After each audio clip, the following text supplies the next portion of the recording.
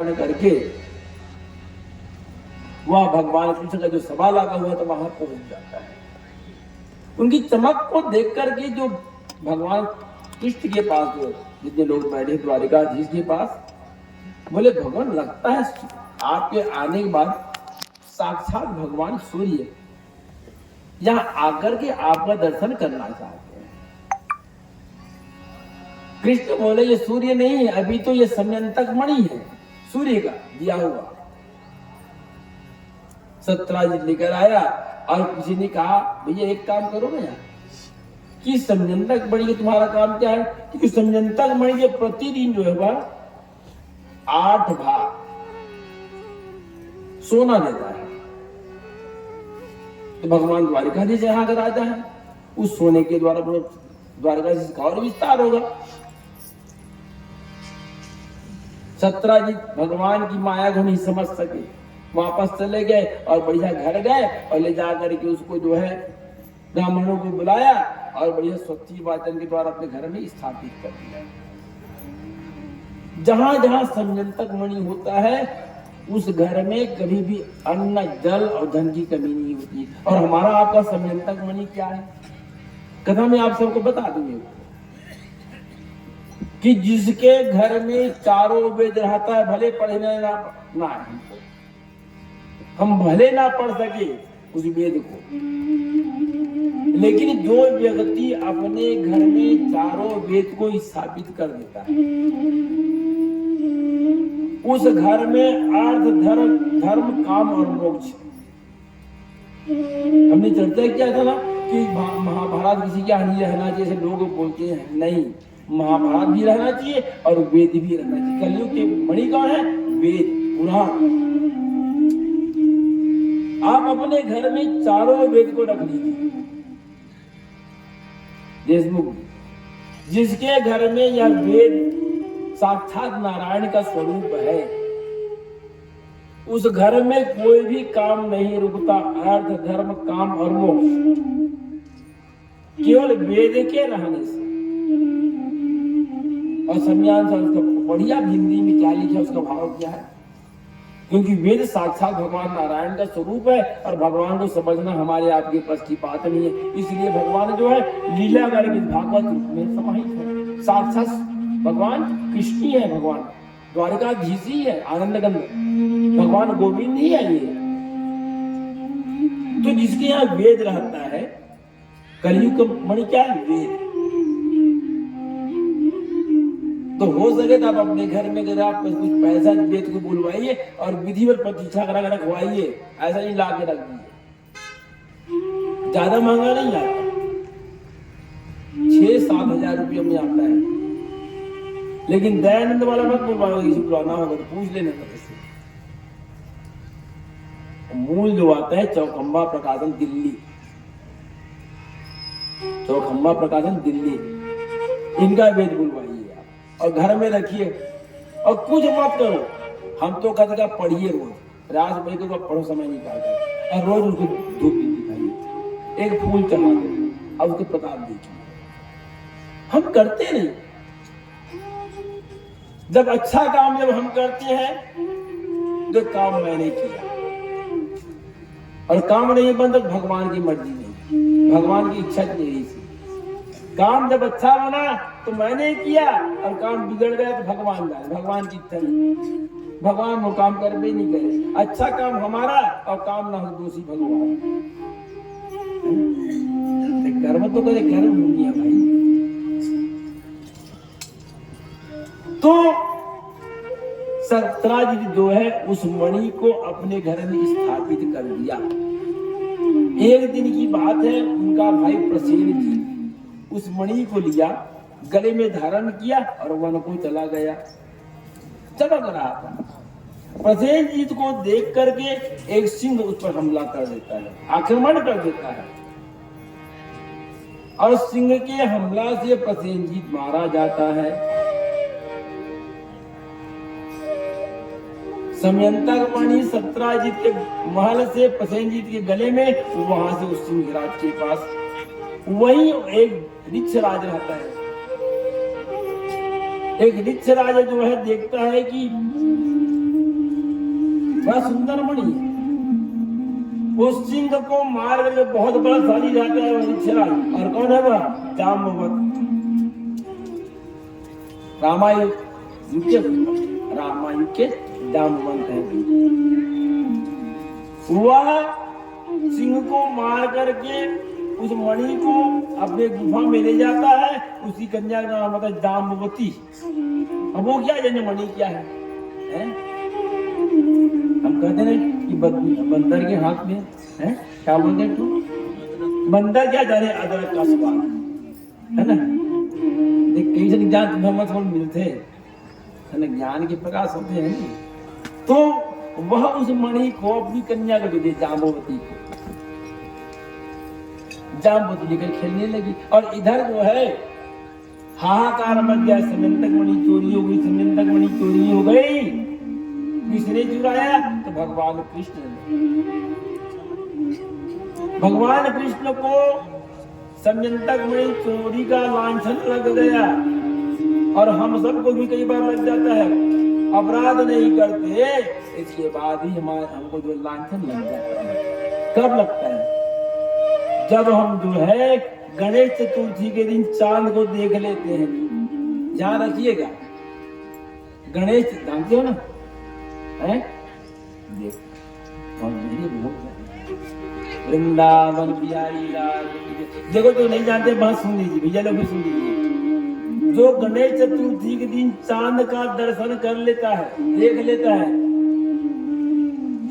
तो उनको एक वर्ष के अंतर्गत जो अपराध, जो गलती नहीं किया रहता, उसके बाद भी उसका दोष का लांछन उसको लग जाता है। भगवान कृष्ण देख लिए थे चतुर्थी की चांद को, भगवान के ऊपर लांछन लग गया। यह चोरी भगवान ने ही किया है। जो मणियों की मणि है वो क्या चोरी करेंगे? भगवान जो है उस लांछन से मुक्ति पाने के लिए, उस मणि को खोजने के लिए निकल पड़े, वन की ओर गए।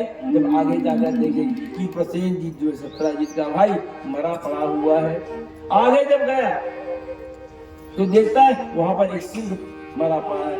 वहां पर कुछ रिछ के पैर के निशान था। साथ में द्वारका के कुछ लोग थे, द्वारका के कुछ लोग साथ में थे। उस रिछ के पैर के निशान को देखते देखते भगवान पहुंच गए उस गुफा तक। द्वारका के लोगों से बोले भैया एक काम करो, मैं अंदर जा रहा हूं, हो ना हो मणि वही है। और भगवान के प्रत्येक लीला में कोई कोई भक्त का उद्धार ही आता है।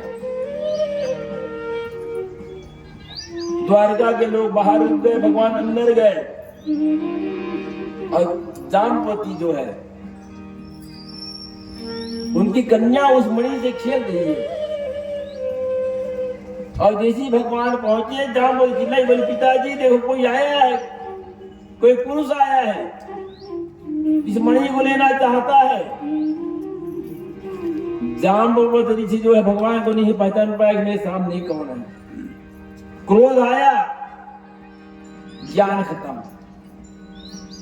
इसलिए उत्साह में किसी को वचन मत दो। कभी कभी हम उत्साह में किसी को वचन देते हैं और क्रोध में किसी का अपमान मत करो, अन्यथा हमको उसका फल भोगना नहीं पड़ता है। जाम्बवती जो है सोचा न विचारा न कुछ किया और उसी क्षण भगवान से युद्ध करने लगा। 1 दिन 2 दिन 3 दिन ऐसे युद्ध करते करते लंबा समय हो गया। द्वारका के लोग समझे कि अरे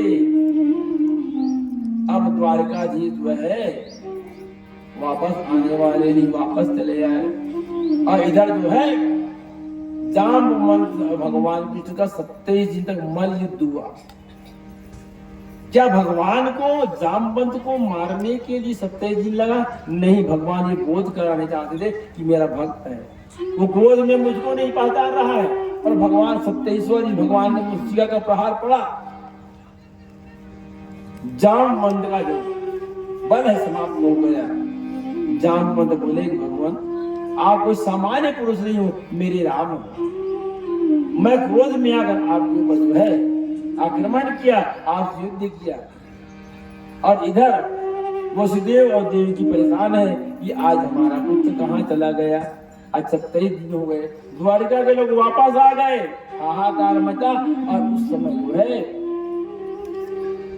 यही से श्रीमद् देवी भागवत महापुराण का श्री गणेश होता है।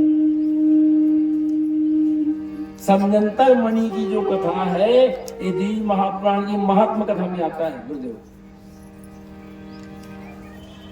उधर वो जो है भगवती की आराधना करता है, भगवान की मां भगवती भुवनेश्वरी की नवान यज्ञ की है, नारद जी को आचार्य बना करके, और इधर जो भगवान के मूर्छा के प्रहार से उनका बल जो समाप्त हो जाता है। बोले भगवान आप मेरे राम हो, मुझसे अपराध हुआ, अब मुझको मोक्ष चाहिए।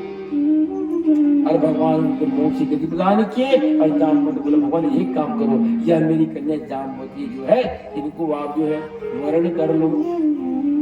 और इस प्रकार भगवान के द्वारा जामवंत को मोक्ष की प्राप्ति हुई, और जामवती भगवान की दूसरी पत्नी बनी, दूसरी पटरानी बनी। भगवान की कितनी पटरानियां हो गई? 2, रुक्मणी और जामवती। जब वापस लाई बाबा भगवान जब वापस आए तो सत्यजित को अपना अपराध बोध हो गया था।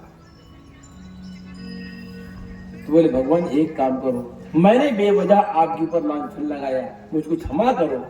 एक मणि भी रखिए आप, और मेरी जो कन्या, इसका कन्या नाम है सत्यभामा।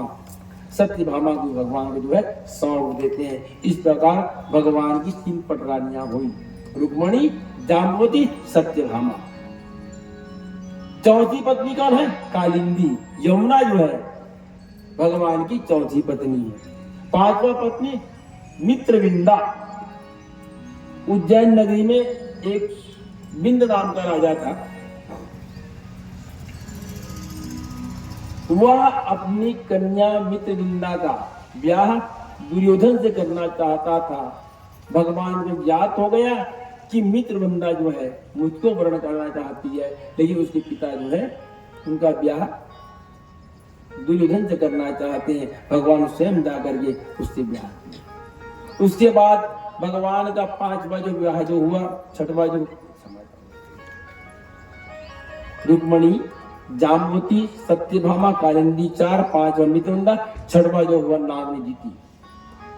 कौशल प्रदेश में एक राजा थे जिसका नाम था नागनजीत। उनकी कन्या का नाम था नागनजीती। वह अपनी कन्या के विवाह के लिए एक स्वयंवर रचा, और उसके पास जो है बड़े बड़े 7 बैल थे। वह स्वयंवर में यह प्रस्ताव रखा कि जो भी व्यक्ति इस 7 बैल को एक ही रस्सी में नाथ दे तो उससे मैं अपनी कन्या का ब्याह कर दूंगा। भगवान कृष्ण गए स्वयंवर में और 7 बैल को एक साथ नाथ दिए, और भगवान इस प्रकार जो है 6वीं पत्नी नागनजीती, 7वीं भगवान की जो है भद्रा नाम की पत्नी हुई, और 8वां भगवान की जो लक्ष्मण। इस प्रकार भगवान की 8 पटरानी हुई। कौन कौन? रुक्मणी, जाम्बवती, सत्यभामा, जमुना, मित्रविंदा, नागनजीती, भद्रा और लक्ष्मणा, ये 8 पटरानी। और उसी समय इस भूमंडल में प्राण ज्योतिषपुर में एक महान दुष्ट पापी राजा था, भौमासुर। असुर रहा था, भौमासुर। वो पृथ्वी का पुत्र था, और पृथ्वी की कन्या कौन है? सत्यभामा। भौमासुर के वरदान था, उस सत्यभामा का संतान कौन था? भौमासुर। क्योंकि जब भगवान वराह रूप में, क्योंकि साक्षात इस भूमंडल को सत्यभामा कहा गया है, और जब भगवान इस पृथ्वी को जब निकाले तो भगवान के शरीर के पसीने से जो है यह भौमासुर का जन्म हुआ। भौमान पृथ्वी का पुत्र भौमासुर। भौमासुर जो है अति कामी था, वह अति कामी था, और वह जो है इस भाग मंडल की पूरे आर्यावर्त के 16,100 कन्या को हरण करके ले आया था काम के लिए। इतना कामी था। भगवान को ज्ञात हुआ और उसको वरदान था कि तुम्हारी मृत्यु जो है वह भगवान कृष्ण की पति सत्यभामा मां के अभिशाप से होगा। भगवान जानते थे कि भौमासुर जो है हिंदुस्तान के इस भारत भूमि के इस आर्यावर्त के 16,100 कन्या को हरण किया है, उसको अपने बंदीगिरी में बंद कर लिया है। भगवान जो है सत्यभामा को लेकर उसे युद्ध करने गया। वह खूब युद्ध हुआ और उस युद्ध में भौमासुर के द्वारा भगवान मूर्छित हो जाते हैं। भगवान कृष्ण मूर्छित हो जाते हैं। तब सत्यभामा क्रोध आया, सत्यभामा को साथ में लेकर गए थे। भगवान जानते थे कि भौमासुर की मृत्यु जो है सत्यभामा के साथ से ही होगा। भौमासुर की मृत्यु सत्यभामा के श्राप से, क्योंकि सत्यभामा का ही पुत्र था वह। भौमासुर के द्वारा भगवान मूर्छित हो गए। सत्यभामा जब देखी तो अभिशाप दे दी, ए भौमासुर, अब तुम्हारा अंत जो है मेरे पति के द्वारा होगा। और तब जो है सत्यभामा के श्राप से भगवान की मूर्छा जगी और भौमासुर मारा गया। भौमासुर मारने के बाद देवता लोग जो है भगवान की पूजा करने लगे, प्रार्थना करने लगे। मंगलम भगवान विष्णु मंगलम गरुड़ध्वज मंगलम पुंडरीकाक्ष मंगलाय तनोहरि। इस प्रकार नाना प्रकार से भगवान का वहां प्रार्थना करने लगे कि भगवान आपने हमको इस भौमासुर के जो आतंक है, हमारी कन्या को हरण करके ले गए, आपने बचाया। देवता लोग प्रार्थना किए और उसके बाद जो है भगवान जो है भौमासुर को मार करके 16,100 कन्या को मुक्त कर दी। जाओ भाई अपने अपने घर जाओ, अपने अपने पिता के यहाँ जाओ। कन्या जब गई वापस तो पिता उसको घर से निकाल दिए कि तुम जो हो ना पिता मिला ना पति मिला। इसमें हर जन्म में मेरी कथा थी चाहिए, सर पे मेरे नाथ तेरा साथ चाहिए। प्रियतम प्रीति लगा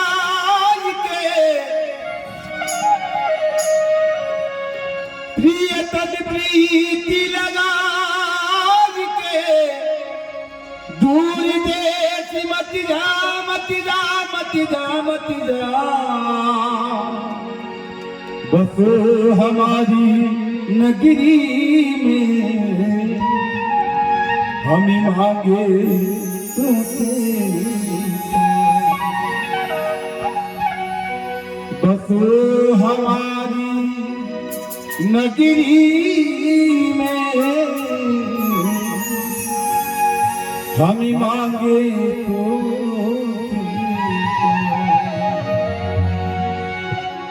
हर जन्म में पानी का चाहिए, करके मेरे नाथ तेरा साथ चाहिए। हर जन्म में पानी का चाहिए, करके मेरे नाथ तेरा साथ सिलाए टूटना नहीं चाहिए, सिलाए टूटना नहीं चाहिए। मुझको बस इतनी सी सौगात चाहिए, करके मेरे साथ चाहिए। सिलाए टूटना नहीं चाहिए, सिलाए टूटना नहीं चाहिए। मुझको बस इतनी सी सौगात चाहिए, करके मेरे तेरा साथ चाहिए। हर जन्म में मेरे साथ चाहिए, करके मेरे तेरा साथ चाहिए।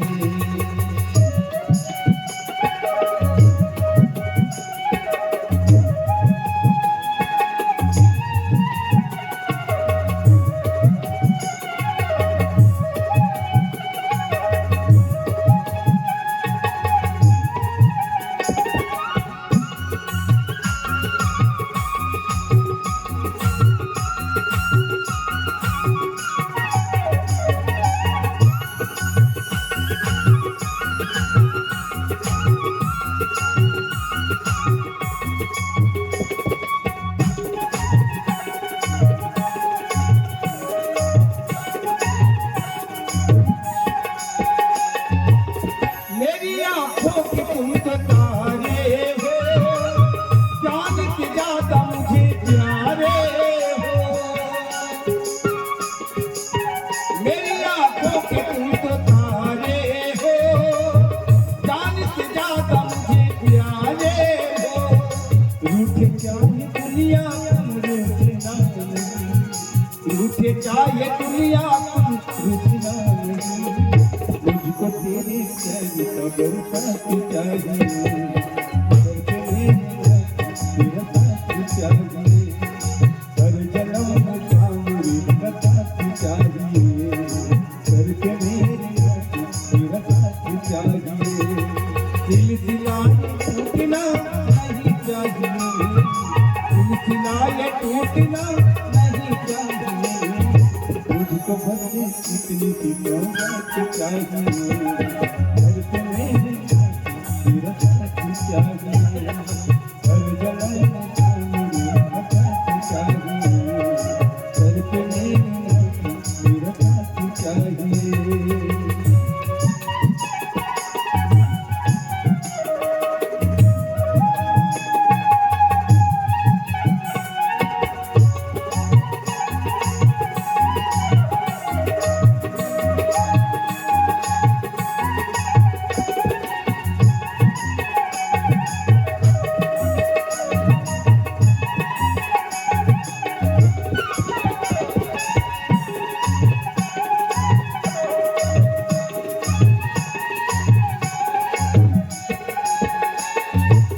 मेरी दुनिया को तुम बसाए हो, मेरी ताकों में तुम समाए हो।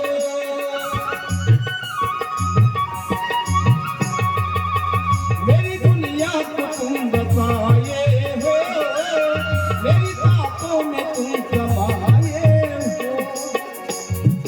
मर न जाए शाम तुझे, मर न जाए क्या मैं तुझे याद करूंगी, जीते जी तुझको रुलाता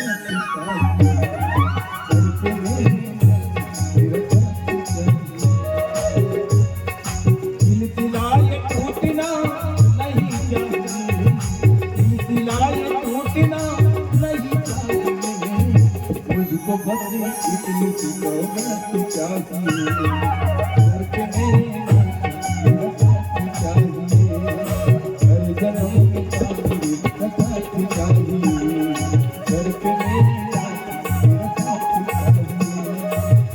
मेरे तेरा पाती चाहिए, करके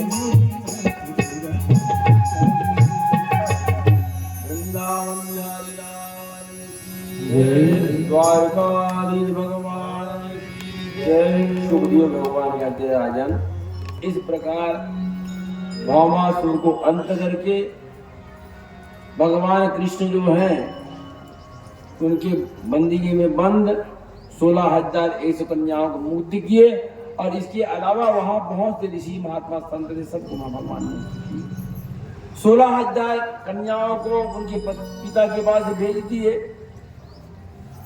लेकिन पिता बोले कि तुम लंबा समय तक के, बहुत समय तक तो है भौमासुर के यहाँ बंदी में बंदी थी, इसलिए तुम जो है हम अपने घर में नहीं रह सकते, तुमको पति कौन मिलेगा। हम बताएंगे कि तुम्हारा हरण भौमासुर कर लिया था, तुमको कौन पति मिलेगा।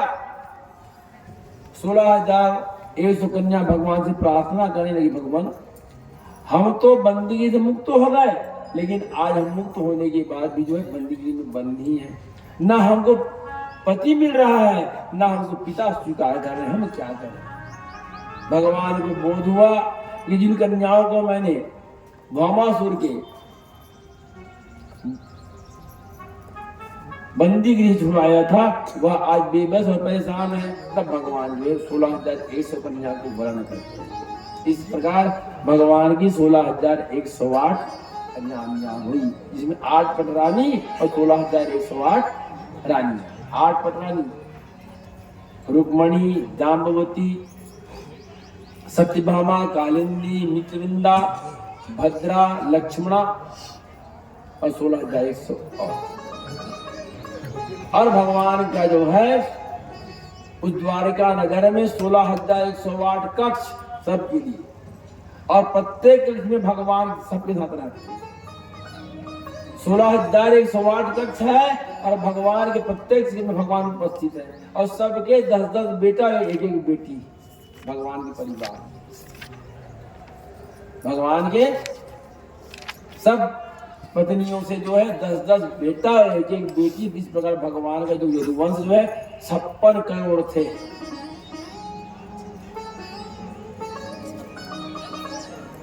और भगवान कृष्ण के पुत्र कौन हुआ? प्रद्युम्न। प्रद्युम्न का पुत्र हुआ अनिरुद्ध। इस भारत भूमि पर जो है सोनितपुर नाम का एक क्षेत्र राज्य था, वहां के राजा थे बाणासुर। और बाणासुर कौन है? प्रहलाद। प्रहलाद का बेटा हुआ विरोचन कुमार, उनका बेटा हुआ बलि, और उनका बेटा हुआ बाणासुर। बाणासुर जो है सोनितपुर का राजा था और भगवान शिव का अनन्य उपासक था। भगवान शिव का अनन्य उपासक। उनके 1000 हाथ थे, थोड़ा बहुत नहीं, 1000 हाथ। और एक बार की बात है कि वह बाणासुर जो है भगवान शिव की आराधना करते हुए अपने 1000 हाथ से मृदंग बजाने लगे और शिव तांडव गाने लगे, जिस शिव तांडव को रावण ने गाया था। जटाटवी गलज्ज्वल प्रवाह पावित स्थल गलेव नंदितं चंद्रमालिका।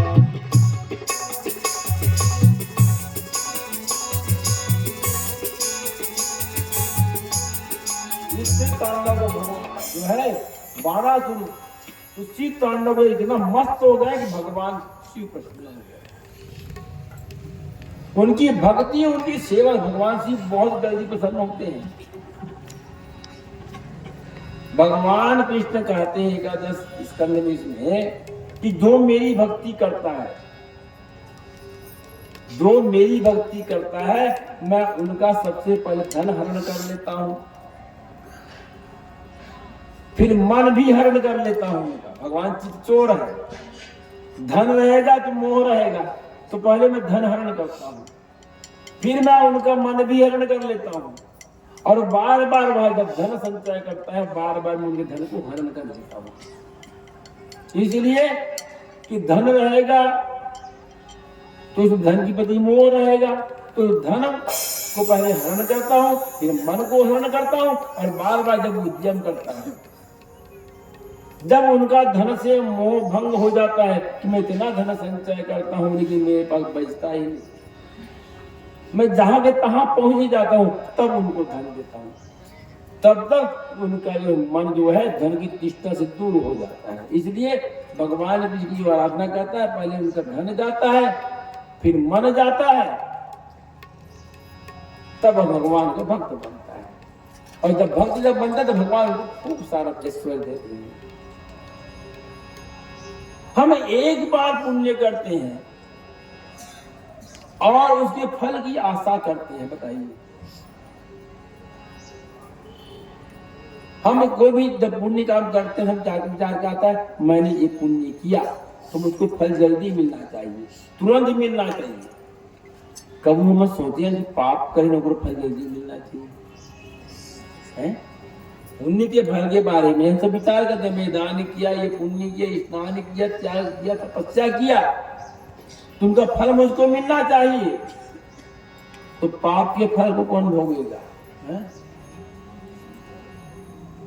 तो पुण्य के बारे में विचार करते हैं, पाप के बारे में विचार नहीं करते। इसलिए हमेशा हम सबका एक धर्म है, जब भी पाप हो पाप फैला दे, पुण्य को बताकर रखें। हमने पहले भी चर्चा किया है कि जब जब हम कोई अच्छा काम करते हैं, धर्म काम करते हैं, पुण्य का काम करते हैं, तो बहुत है वो मैं बड़े बड़े यज्ञ का नाम जो चीज चाहता है कि मैं उसका दान पुण्य करें, कागज पर करें। किसके लिए किए? अपने लिए किए। तो हमने अपने दान पुण्य का विस्तार कर दिया, तो पता क्या? 0। पुण्य बच जाता है, पाप बच जाता है, और वही पाप समय अनुसार जब अनुकूलता जब मिलता है तो वह पाप जो है अंकुरित होकर के पौधा बन करके जो है हम पाप से रक्त हो जाते। इसलिए जीवन में कभी भी आप सबसे नहीं मिला। इस कथा के द्वारा जाने कि जो भी पुण्य का काम करे कभी किसी से उसकी चर्चा ही ना करें। हम धन की प्रतियोगिता करते कि मेरे यहाँ धन के कब बढ़े, बाजू वाले एक कार है तो मेरे यहाँ कार कब है, 2 कार, उनके यहाँ एक गाड़ी है 2 गाड़ी कैसे हो, इसकी प्रतियोगिता करते हैं। हम दूसरे के सुख से पीड़ित हैं, अपने दुख से नहीं। उनके यहाँ इतना वैभव कैसे आया, हम इससे परेशान हैं, इसलिए जीवन में पीड़ा होती है, हम परेशान रहते हैं।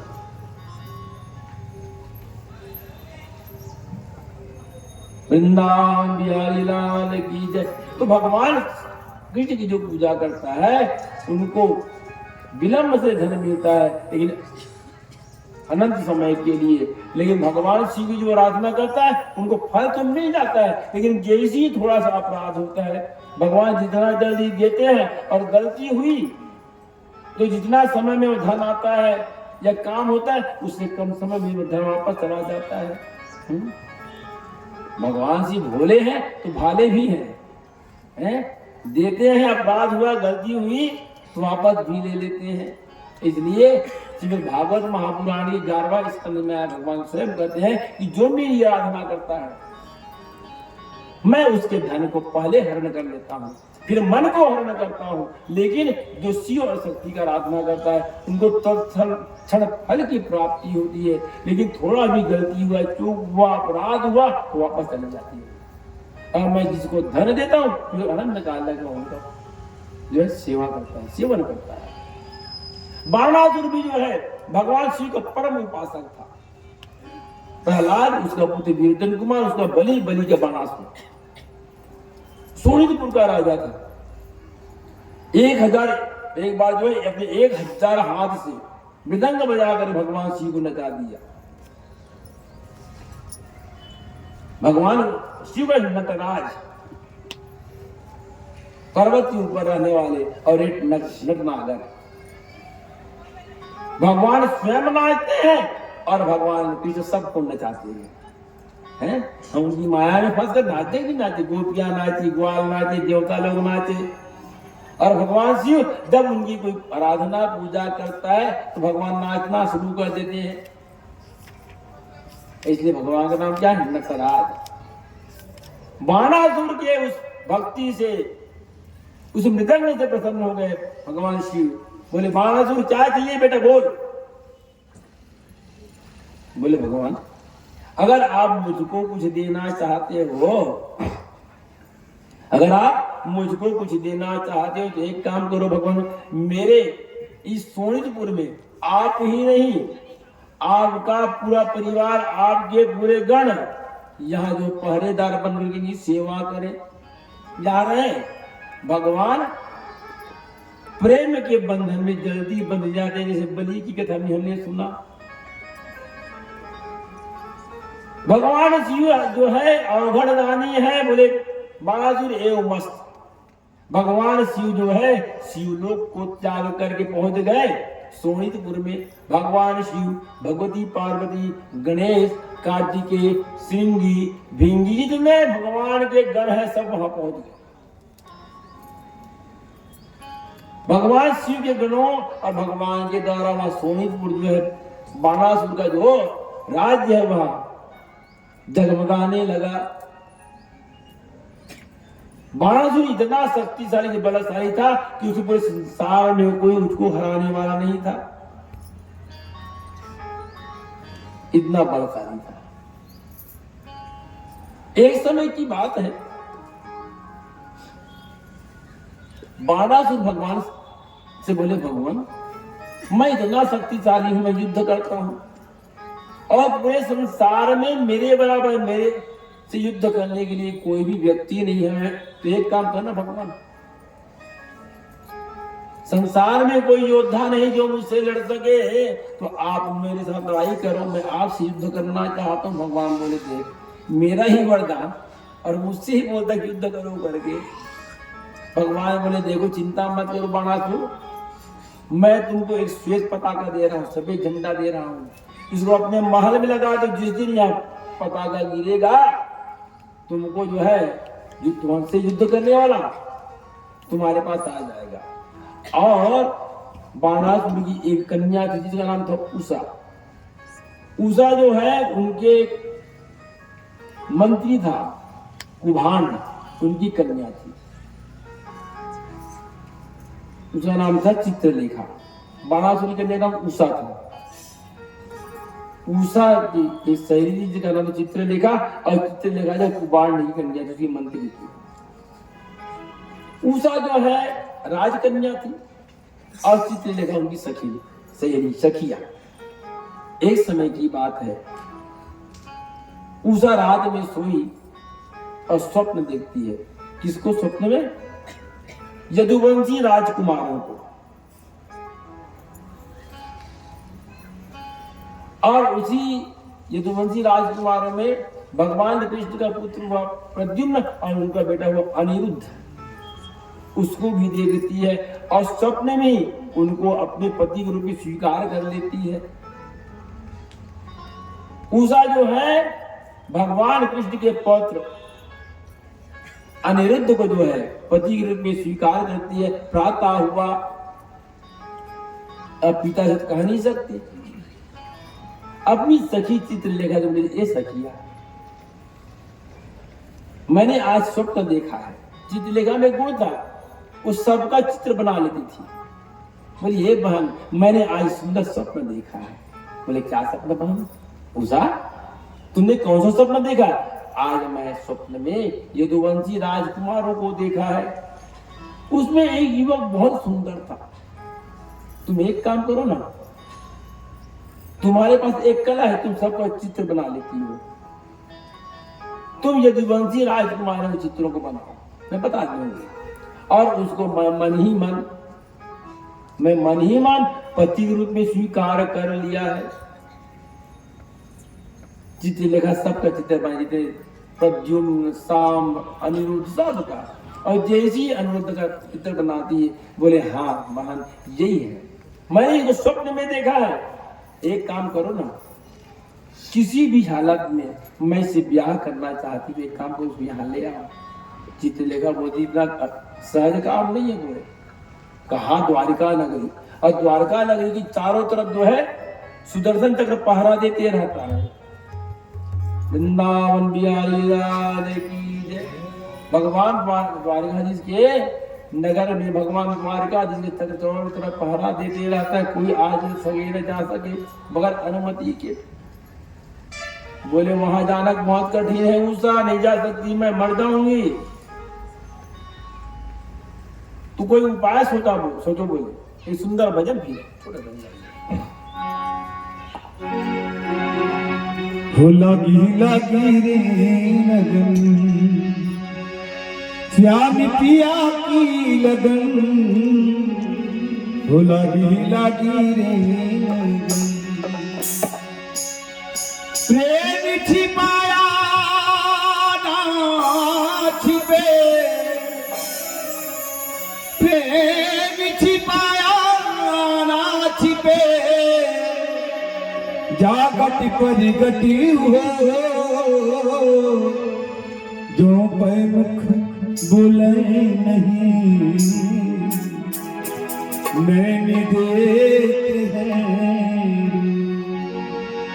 हो लगी रे लगन, लगी रे लगन, श्याम पिया की लगन, लगी रे लगन, श्याम पिया की लगन, लगी रे लगन।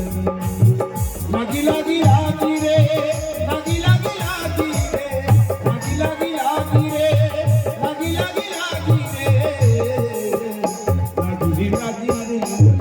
श्याम पिया की लगन, लगी रे लगन, श्याम पिया की लगन,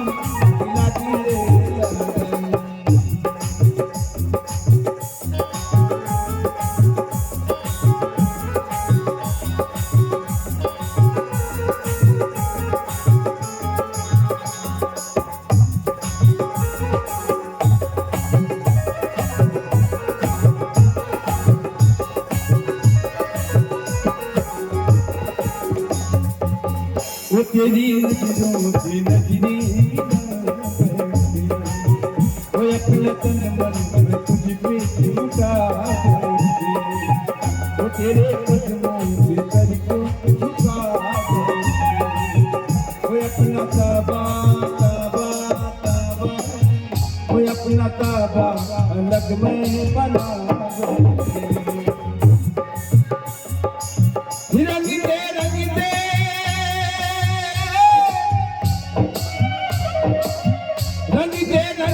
प्यार पिया रंग दे प्यार पिया मेरे जुल्फन तेरे दर पर आ बैठे वो बनी बनी रे बनी बनी रे प्यार पिया बनी रे प्यार पिया बनी बनी रे बनी बनी बनी रे बनी बनी बनी बनी बनी बनी रे बनी बनी बनी बनी बनी रे वो लगी लगी रे प्यार पिया लगी रे प्यार पिया लगन लगी लगी रे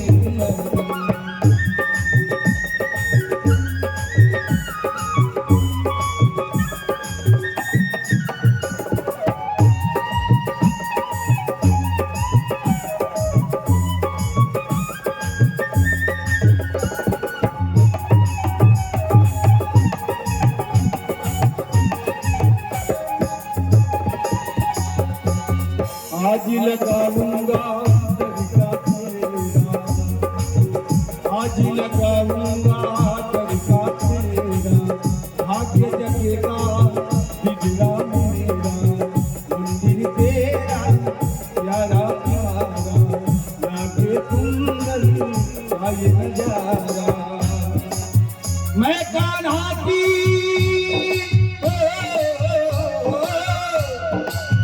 मैं कान्हा की कान्हा मेरे कृपा करेंगे आज बनी बनी रे बनी बनी रे जाम पिया की बनी बनी रे जाम पिया की बनी बनी रे बनी बनी बनी रे बनी बनी बनी रे बनी बनी बनी रे बनी बनी बनी बनी बनी बनी बनी लागी रे जाम पिया की लगन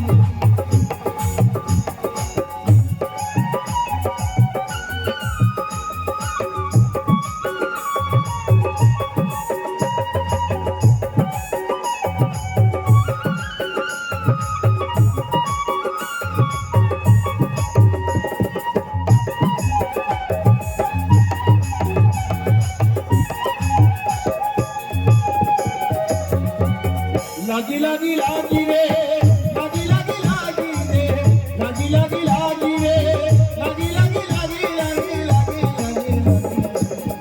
लागी लागी रे जान पिया लागी रे जान पिया लागी लागी रे जान पिया लागी लागी रे जान पिया लागी लागी रे जान पिया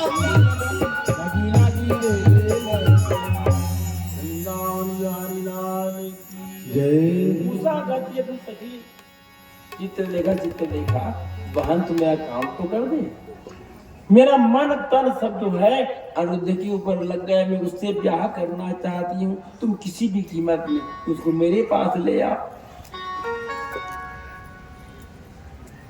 चित्रलेखा कहती है बहन इतना आसान नहीं है बोले वहां चारों तरफ जो है सुदर्शन चक्र का पहरा लगा रहता है कैसे लाऊंगी कोई आदमी नहीं जा सकता तो सुखदेव भगवान कहते हैं कि चित्रलेखा जो है अपनी सखी के मुंह में